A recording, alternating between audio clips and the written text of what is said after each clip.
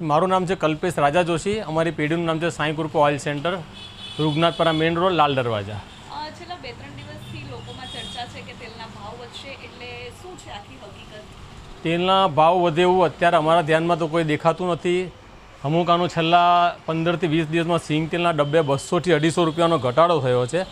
હવે સરકાર કોઈ આ પેટ્રોલ ડીઝલના ભાવ વધવાને કારણે કે પછી કોઈ ડ્યુટી વધારે એના હિસાબે ભાવ વધે તો વધી શકે છે. બાકી અત્યારે અમને કોઈ લાગતું નથી કે કોઈ પણ પામોલિન તેલ કે સોયાબીન તેલમાં ડ્યુટી ના વધે તો ભાવ વધી શકે.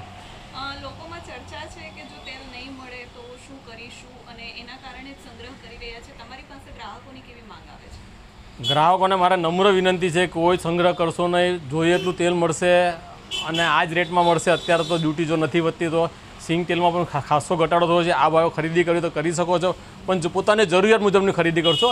હાલમાં કોઈ ભાવ વધી જાય કે ફુગાવો વધી જાય એવું અમને ધ્યાનમાં આવતું નથી. હાલમાં ડબ્બાના ભાવ શું છે અલગ અલગ?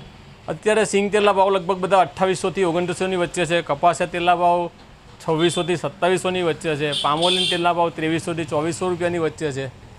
પણ આ બધા ભાવ છેલ્લા લગભગ 2-3 મહિનાથી આ જ ભાવ રહ્યા છે. અમુક આનો સિંગ તેલના ભાવમાં 200 થી 300 રૂપિયાનો ઘટાડો થયો છે.